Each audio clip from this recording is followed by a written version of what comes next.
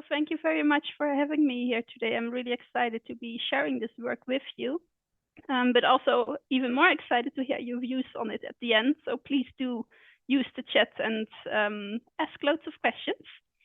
As Julie said, I just finished my PhD at the University of Reading, and I'm currently working as a postdoc at the University of Umeå. And this presentation today, I'll be focusing on the work that I did during my PhD. I also apologize, I have a bit of a cold, so I hope my voice is going to hold out, but we'll see how far we get. I'm gonna try to start sharing my screen here. Let's see, can you all see that? Yes, all right, perfect. Yes, thank you. Yes, so also one more note before I get started, I also want to acknowledge and thank both Professor David Rose, Professor Camilla Sandström, and Dr. Sabrina Dressel for their input into this work as well. All right, to get started then. So sustainability transitions are going to be the topic of this presentation, and they are widely assumed to be one of the key solutions to all kinds of large-scale challenges such as climate change, biodiversity loss, and environmental degradation. And this assumption has led to multiple international conventions and agreements through which the international community has committed itself to bring about sustainability transitions. And you can think here about, for example, about the Paris Agreement or the European Green Deal. However, efforts to turn these kind of commitments into practice often turn out to lack social acceptability and then result into societal protests. So, for example, the Yellow Vest protest in France or farmer protests in India and all across Europe, as you can see here in these pictures, but also the more general not in my backyard phenomenon provide clear examples of this. Now, when I say social acceptability, I mean perceptions or specific normative evaluations that link directly to behavior in the form of endorsement of or resistance, and in this case then in relation to sustainability transitions. And summarized and following the work by Lucca and by Busse and Siebert, these kinds of perceptions can be or are seen as being very dynamic, and they result from interactions between the acceptability object, so in this case, a sustainability transition, the acceptability subject, so the stakeholders who make evaluative judgments of a sustainability transition, and the context then within which the acceptability evaluation is made. One aspect that makes sustainability transitions an especially heated acceptability object is its inherent disruptive, normative, and political nature. And sustainability transitions can considerably alter or disrupt the current societal systems that are deemed to be unsustainable. And you can kind of think of this like in nature, where in order for a caterpillar to turn into a butterfly, the caterpillar will have to cease to exist. And this is what makes sustainability transitions attractive as a solution to the challenges that societies are facing. But at the same time, it also means that some people will lose out. So for example, if their skills or their knowledge become obsolete, and others will likely benefit from these kind of transitions. In addition to this, there are multiple possible pathways that we can take towards a subset of alternative futures. So even the question of what sustainability itself actually means is very contested. And each alternative interpretation of sustainability and then its related ideal futures, but also the diversity of pathways that we can take to reach those futures, will very likely be experienced and valued differently by different people. So unlike in nature, where the caterpillars do not have a choice but become a specific kind of butterfly that is destined to be, societies actually do have a choice when it comes to sustainability transitions. And because of this, they are then highly normative. Now, if we acknowledge both this disruptiveness and normativity of sustainability transitions, and then also highlight that they involve active and deliberate choices regarding the end goals and the paths that we want to take to get there, this then reveals that they are very political processes in which differing interests compete to influence the distribution of resources, life chances, and well-being, but also ultimately the direction and the way in which society develops.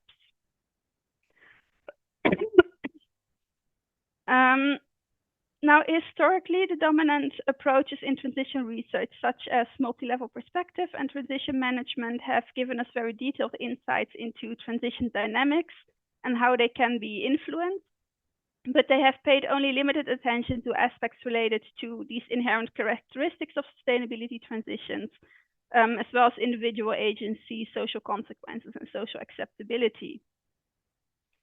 And in a review from 2019 by Köhler et al., they even refer to a moral vacuum in transition research, in which they basically highlight the fragmentation in literature that examines the social implications of sustainability transitions. Now, over the last years, an increasing number of researchers have aimed to address this by focusing on the idea of just and legitimate sustainability transitions.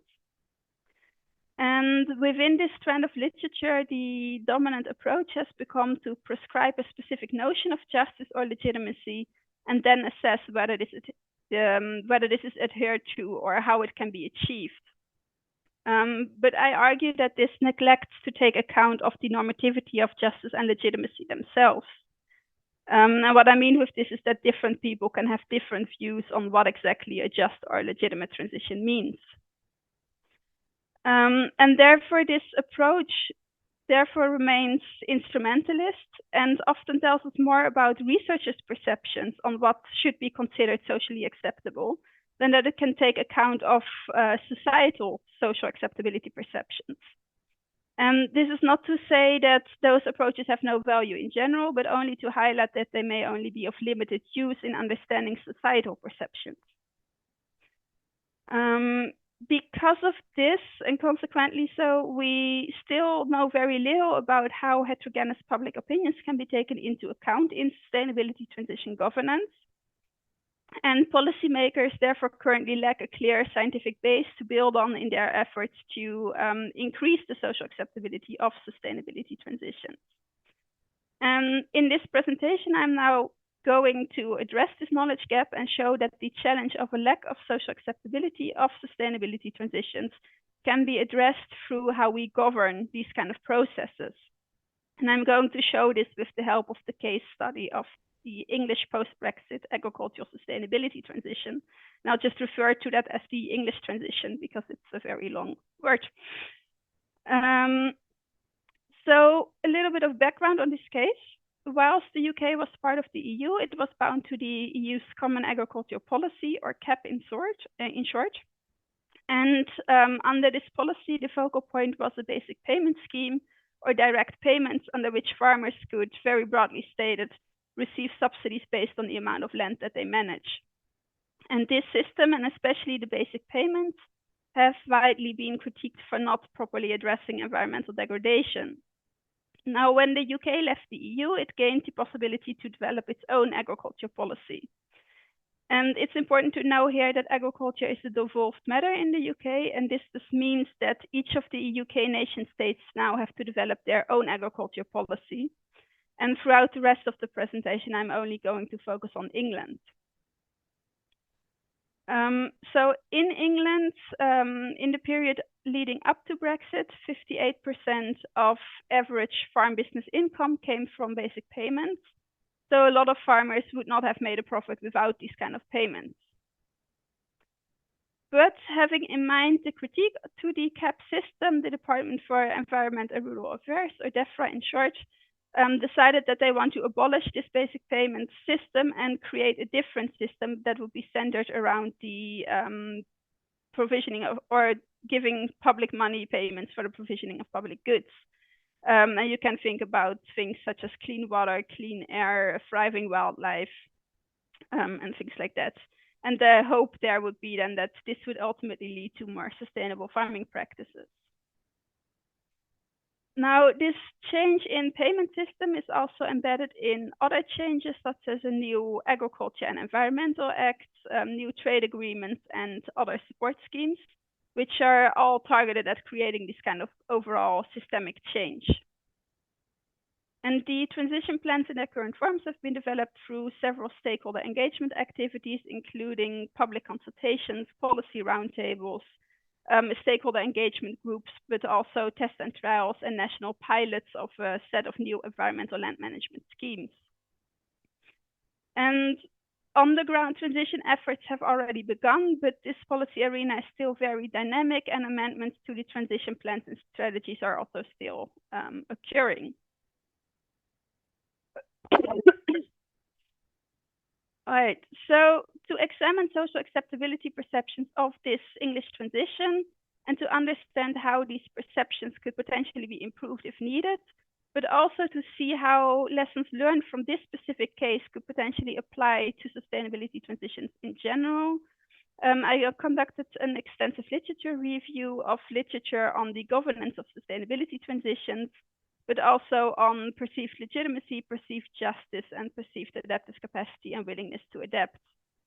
And I included here multiple theoretical frameworks, such as the multi-level perspective, responsible research and innovation, innovation management, and also the theory of blend of behavior.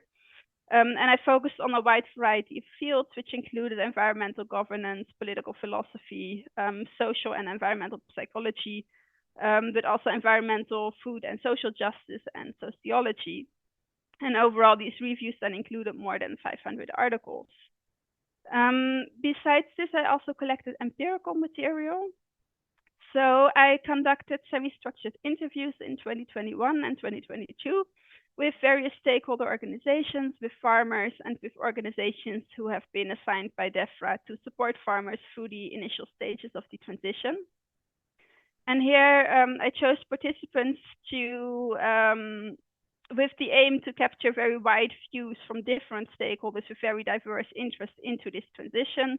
And I also tried to ensure that I captured views from all across England in a geographical sense. So I included interest from farmers, from foresters and landowners, from social interest, economic interest, and environmental interest. Besides that, I also conducted an online quantitative survey of 400 English adults in 2022. And the sample I included here then was representative for the general English population on aspects such as age, gender, education, income level, and again, the geographical regions in England. Now, in this presentation, I mainly want to focus on the results, so I will not go into any further methodological details. But do feel free to ask me more about this later on in the Q&A. So in the collected data, I found 5 key anchoring points around which people form their social acceptability perceptions of a sustainability transition. They include the macro context, the foundation, the innovation processes, output and outcomes, and the governance systems. And I will present the results here along the lines of these different anchoring points. So the first anchoring point for social acceptability perceptions related to the overall problem and goal formulation of the transition, or in other words, the reasons stated for why the transition is needed, as well as statements on what it is that the transition should achieve.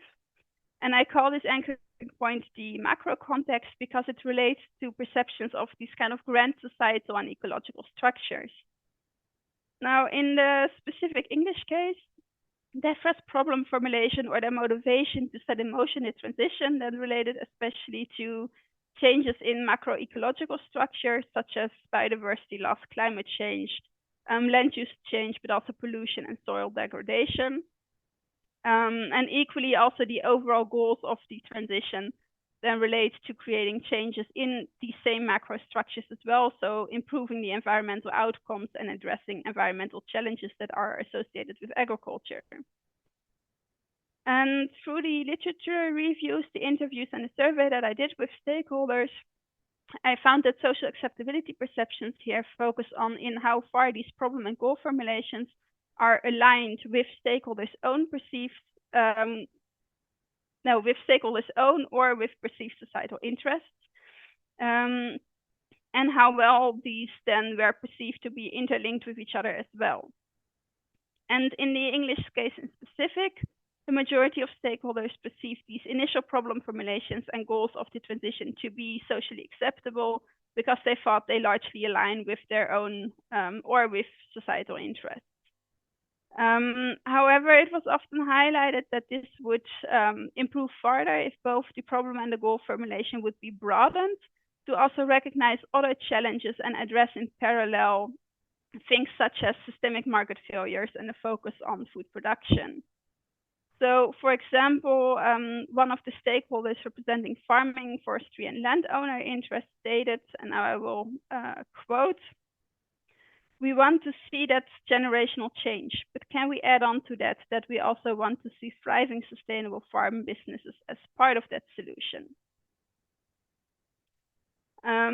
But it is important also to mention that different stakeholders had different views on which additional aspects would need to be included. In terms of interlinkage, the stakeholders had a more negative view, so they perceived there to be silos in the form of production versus nature, nature versus culture, but also nature versus nature. So, for example, one of the stakeholders representing environmental interests highlighted that it is very fundamental that biodiversity loss and climate change need to be addressed together, whilst also at the same time being able to continue producing food and fuel. The second anchoring point around which people form their social acceptability perceptions is what I call the foundation. And the foundation encompasses the meso and microstructures within which a transition takes place. So they form kind of the foundation of a transition. And they can then also influence the ease with which a specific transition can be implemented, as well as how the consequences of the transition impact individuals. So for the mesostructures, you can think of things like the local natural environment, the physical infrastructure, and formal and informal institutions, and also organizations. The microstructures, on the other hand, would then constitute the individual people within a transition process, and especially their innovative and adaptive capacity, as well as their psychosocial factors, or in other words, their willingness to adapt to a transition. And in relation to these foundational aspects, I found that social acceptability perceptions are especially formed around the sub-goal formulations of a transition. So kind of the aimed for changes that should take place in the mesostructures, but also the behavior of the actors within the transition. Now, the sub-goals of the English transition as formulated by DEFRA include things such as creating clean and plentiful water, creating clean air, enhancing the beauty of the natural environment and heritage, minimizing waste and pollution, but also adapting and mitigating climate change, and creating sustainable and efficient use of resources, as well as thriving plants and wildlife. And the things that the stakeholders focused most on in describing their perceptions of these then related to how they, again, align with their own interests, but also their achievability and the integration of these sub-goals with each other. So in relation to alignment with interests, overall, again, the stakeholders were largely satisfied with how the transition looks at the moment, but especially the farmers and economic stakeholders expressed that they would like there to be an additional sub-goal that then specifically focuses on food production. In relation to goal achievability, the stakeholders were very, very skeptical. So they perceived there to be a lack of sufficient long-term government budget to work towards these goals.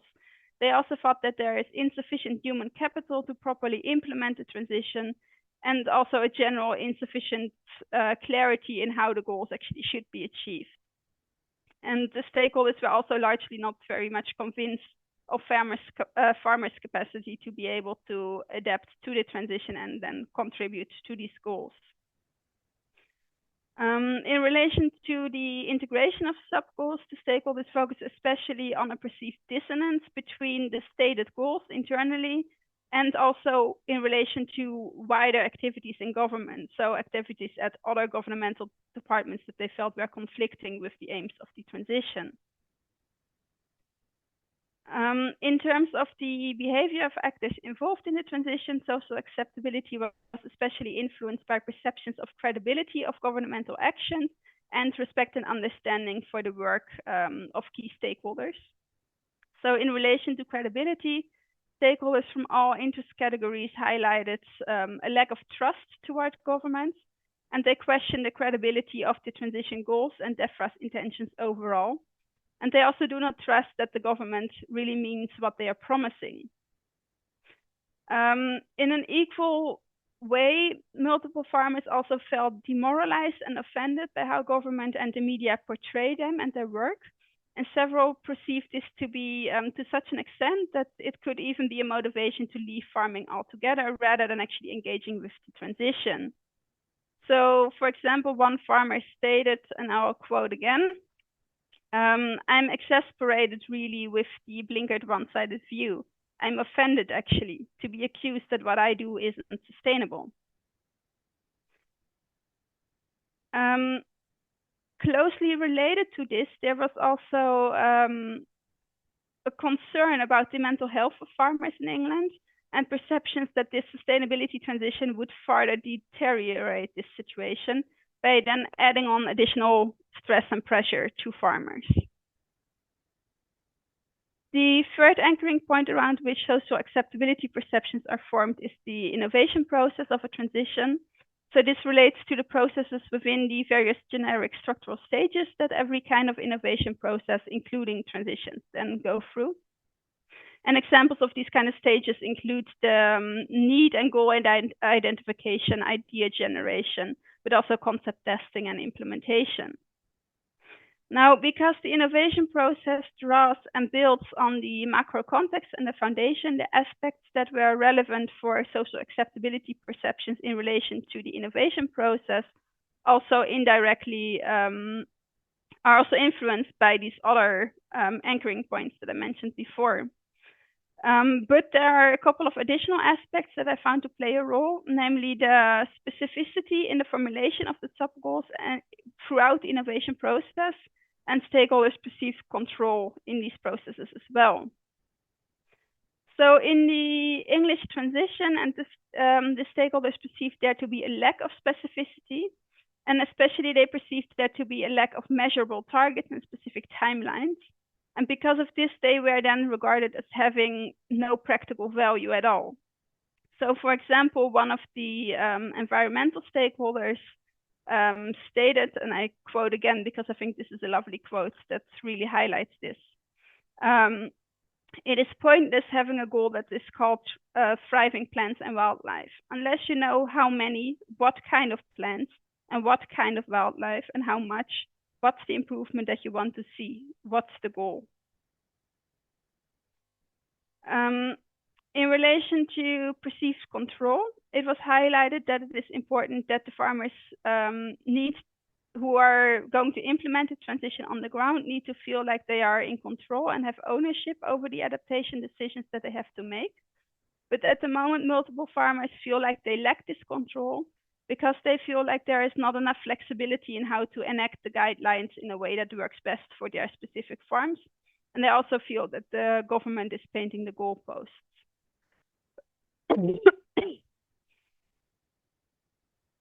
The fourth anchoring point for social acceptability perceptions are the output and outcomes of the transition process.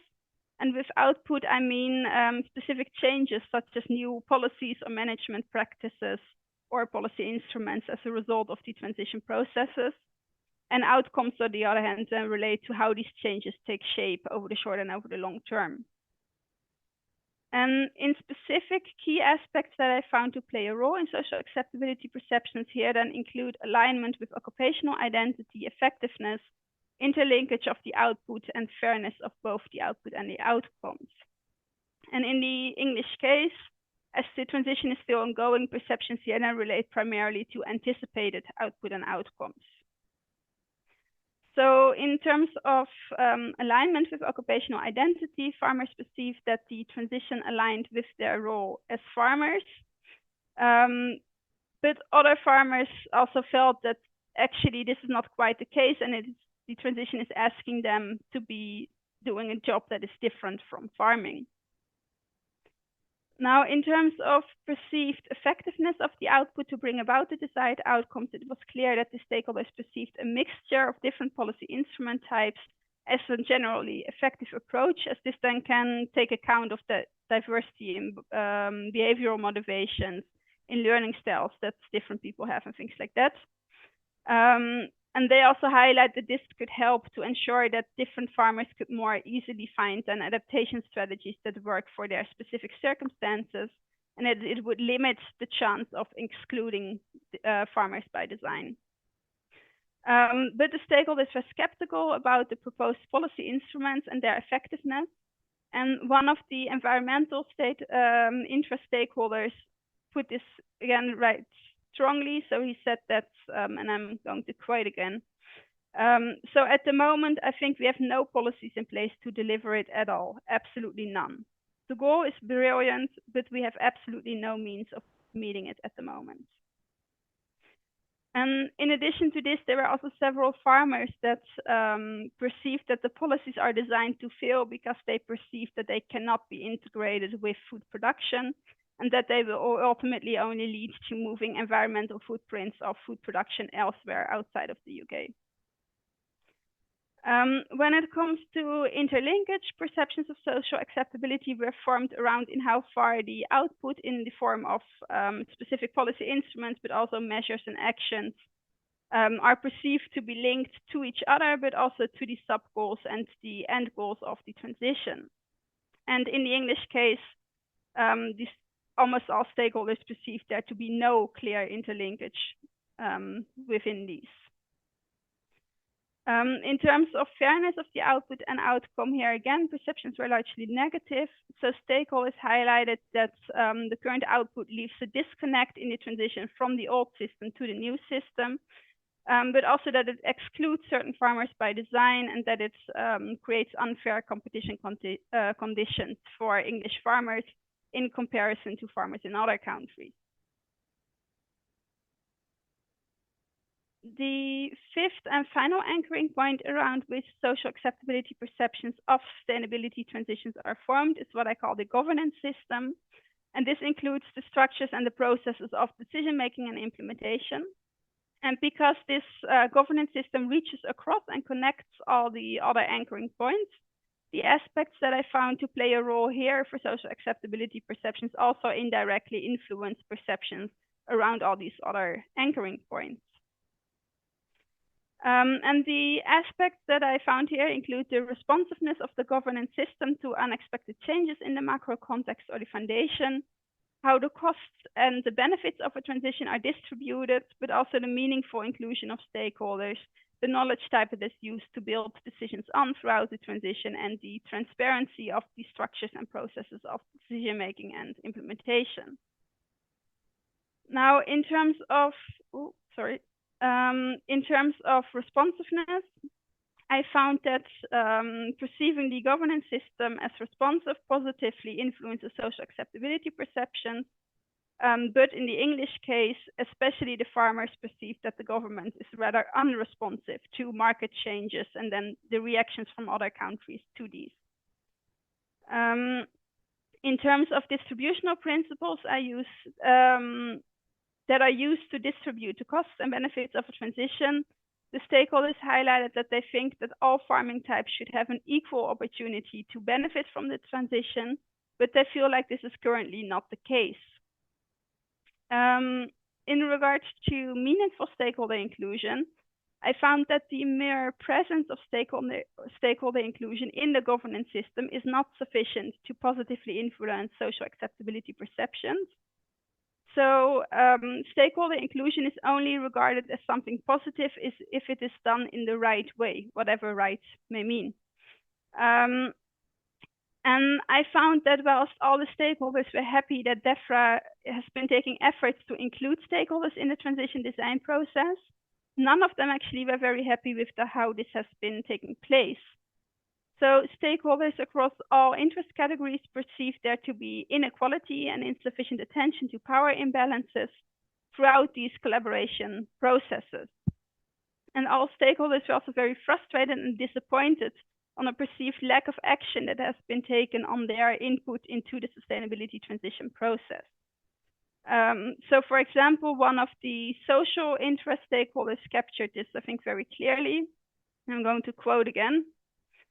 I think where it is not working is that clearly the group has sometimes reached a consensus on particular things and then doesn't feel like this has been actioned on at all. So that is frustrating.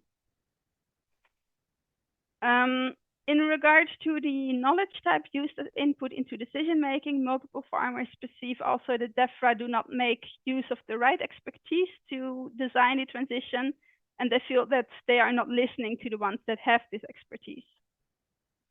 And finally, stakeholders from all interest categories in this English transition were also very frustrated with perceived lack of transparency, both on how decisions are made, but also on which decisions are already made and which decisions are still open for debate in the transition design process. So, for example, one stakeholder who was representing farming, forestry, and landowner interests stated, and I'm going to quote again, and I think that it is the crux of the problem, basically. You engage with them and you feed into them, and then you don't often hear how they've assessed your engagement. But they decided against it anyway, so that pathway isn't clear. So to summarize, this figure here on the slide shows in a very simplified way which components currently primarily contribute positively to stakeholder social acceptability perceptions of this English transition. I've marked those in green. It also shows in orange which aspects play more a mixed role in these perceptions. So for some they are positive and for some they are negative. And the aspects marked in purple are aspects which primarily have a negative impact on social acceptability perceptions. And I think what we can see from this is that the way in which the sustainability transition is currently governed contributes to largely negative perceived social acceptability. But the basic idea behind the transition, so the problem and the goal formulation, are actually regarded as being socially acceptable by stakeholders across all these kind of different interest categories. And this then provides a good basis on which governance arrangements can build to work on enhancing the social acceptability perceptions of this transition when we're moving forward.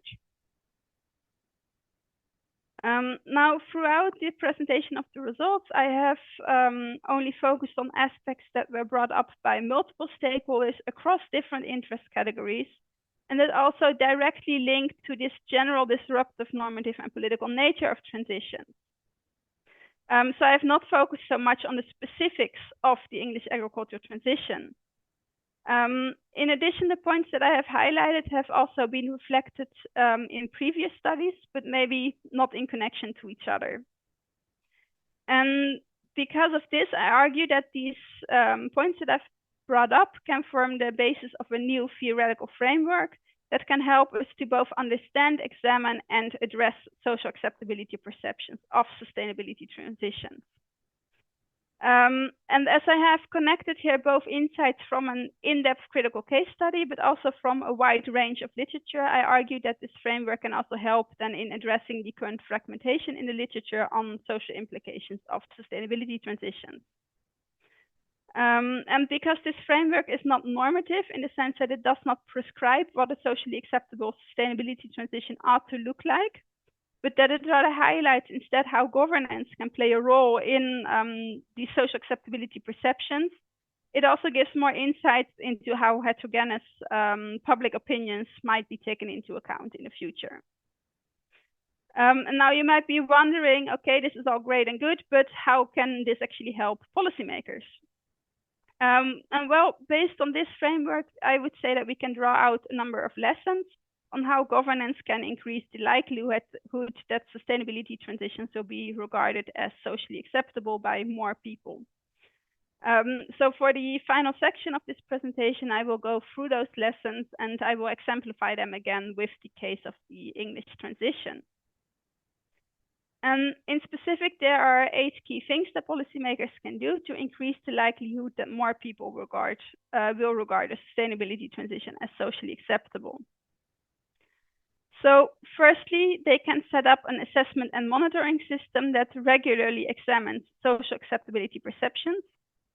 So in relation to the English agricultural transition, this would mean monitoring and assessing perceptions across all stakeholder interest categories, as well as in the general English society, more or less in the way that I have done within this work, but then on a regular basis.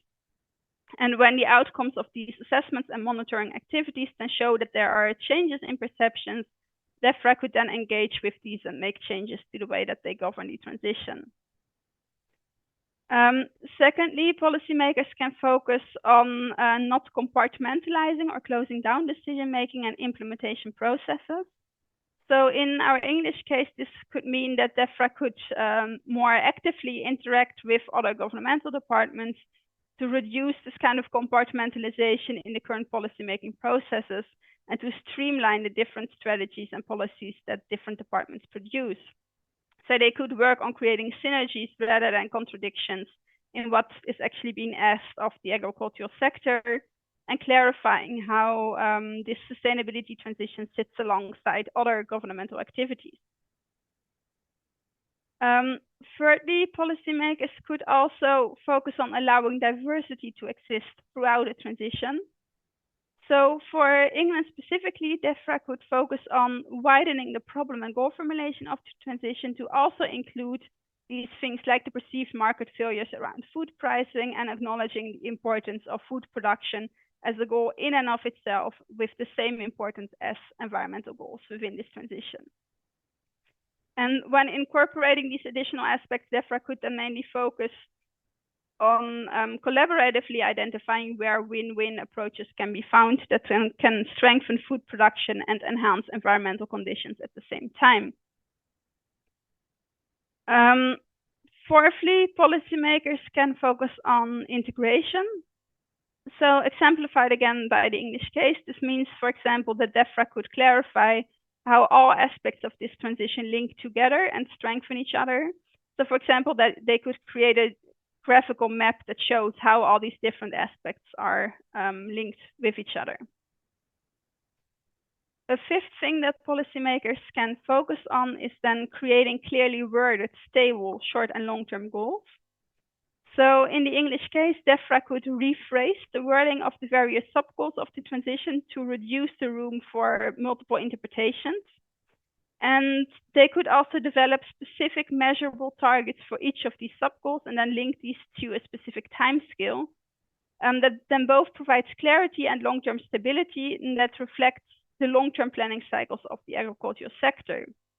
So for example, I mentioned before that there's a sub-goal on thriving plants and wildlife, and this could be further specified by defining what is meant with thriving, by being clear on which specific plants and wildlife this relates to, and when plants and wildlife are deemed to be thriving, but also at what time scale this should be achieved.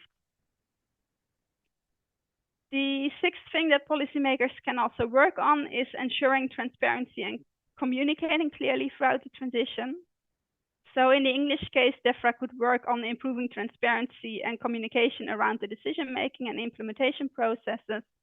They could also communicate more clearly how input of which stakeholders has been used in these processes of decision-making and implementation, and be very transparent in why the input was used in this specific way and how that then has led to the decisions that they made in the end. And similarly, they could also be more transparent and communicate more clearly as to what decisions are not open for debate and input by stakeholders, and then why this is the case. They could also further raise transparency and equal inclusion by stating more explicitly what stakeholders can expect from their engagement and communicating the same information to all stakeholders at the same time.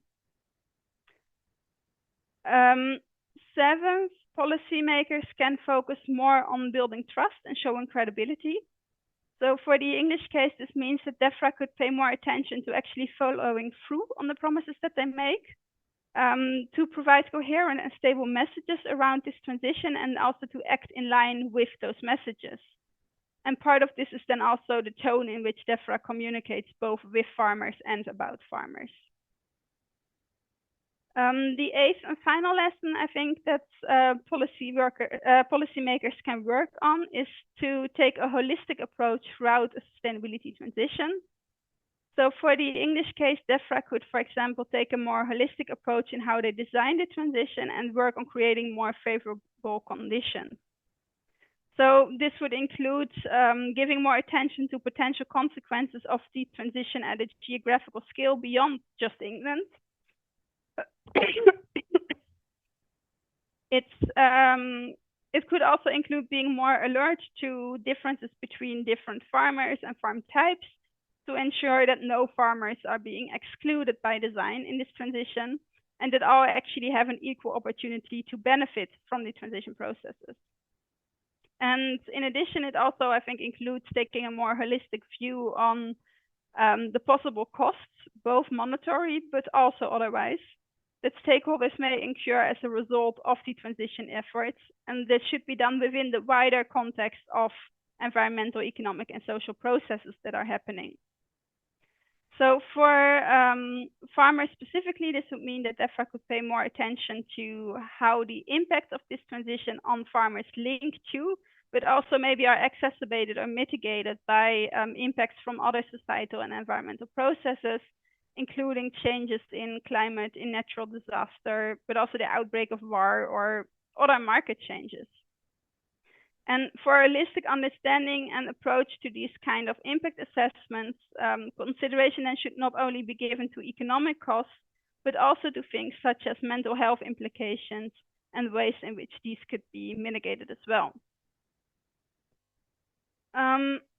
So to conclude then, it is important to bear in mind that the different sections of the sustainability transition governance framework that I have presented do not provide absolutes, or they also don't provide detailed prescriptions on the specific content of sustainability transition processes. So the framework should not be used as a panacea. Rather, I think that the framework provides anchoring points for the examination of social acceptability perceptions of a sustainability transition. And those examinations then in turn can provide details and more content-focused insights for a specific transition in their specific context. The lessons for governance, on the other hand, provide more general guidelines on how to structure and organize governance of sustainability transitions in a way that then can increase the likelihood that sustainability transitions will be regarded as socially acceptable by more people. So overall, I see this framework and the lessons that I introduced as a starting point. So they are still under development, and they also still provide many opportunities for future research. And that's why I'm very much interested to hear your views on all this work. So thank you very much for your attention, and please feel free to ask any questions either now, or you can also email me later if you like. Thank you. Yes, well, thank you very much. Oh, great! You stopped sharing, so that is fantastic. This is a very, very interesting presentation, and I think there has been a lot of things that we can relate to, and a lot of food for thought. So there are no questions in the chat. So just one sort of saying that amazing work. Thank you so much. So I don't know, Julie, you're monitoring how? I am monitoring the chat, yes. I have a question to kick things off. Yes. If nobody else has at the moment. Thank you very much, and well done for persevering with your cold. Thank you. Yeah, that was fascinating, and the huge amount of work you've been doing. My question was more about the methodology and how you showed us a framework at the beginning of social acceptability, and the triangular one. And I wasn't clear whether you then had operationalized that in your study or not, and what the connection was between your concept there and your anchoring points that you talked about later. Did you devise your own conceptual framework, or did you use that particular one? Yes, great question. Thank you. Now I can expand on the methods. Yes, so the three anchoring, or the three dots of social acceptability, were more of a way to capture, like, how can I explain what I mean when I talk about social acceptability? So what kind of things should we think about when we discuss social acceptability in a very broad term? So without going into too much detail, because what I then showed later on is that it may differ from one person to the other what they think social acceptability means. But it was like a coat hanger. I did develop it a little bit further in the different individual studies that I did in my PhD, where I looked at especially these perceptions of what entails social acceptability. And there I looked at justice perceptions, at legitimacy perceptions, and at perceptions of adaptive capacity and willingness to adapt. And the work by Luca and by Siewert and Busse, they kind of state that these 3 points all together influence social acceptability, and they can overlap sometimes. And so it was kind of the overarching concept that I used to bring all these different sort of perceptions together. And then the other framework links in a sense to that it highlights in what way these normative views, like what kind of direction they can take, more detailed. Thank you very much.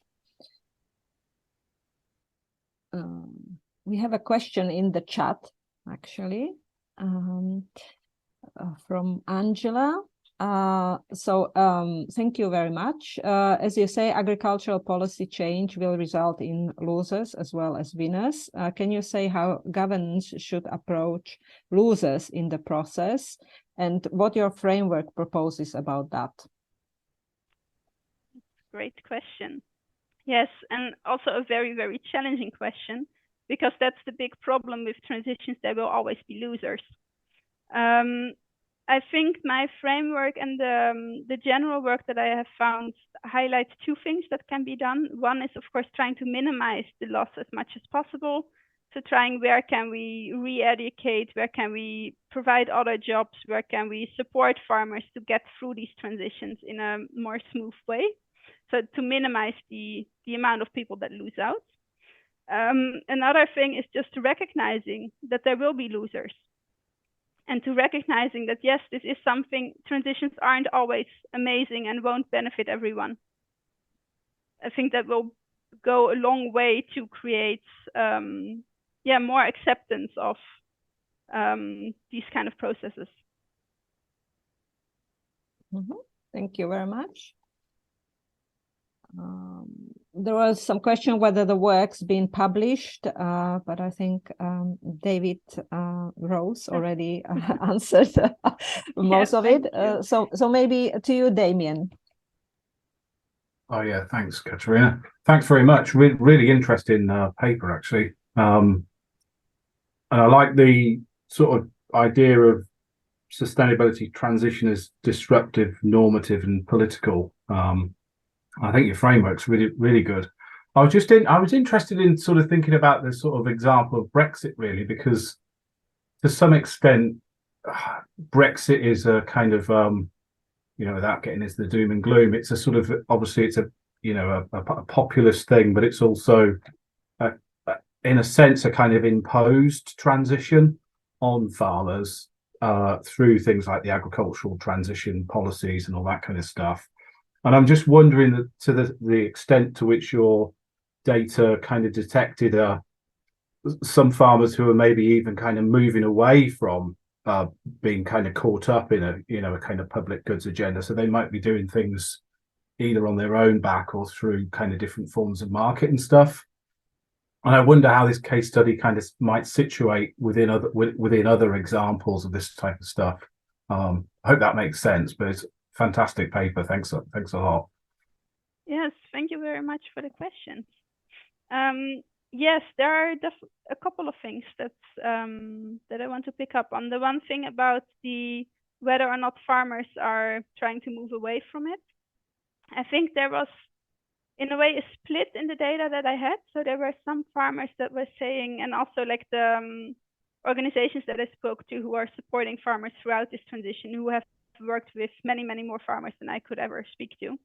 They said that there are kind of 3 strands of farmers. So there's one strand of farmers that is trying to engage with the transition and also feels like, yeah, okay, we can do this. We will make the best out of this.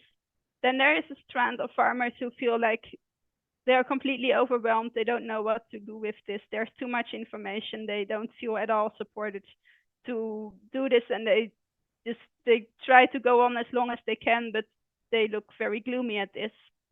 And then there is another strand of farmers who say like, well, actually, if we use the resources that we have now and don't engage with this transition, but instead farm more intensively, then we can become like profitable without engaging with this transition. And of course, that is in a way a worrying way of thought for the aims of this transition, because that would lead to more intensive farming rather than to reach the goals of the transition.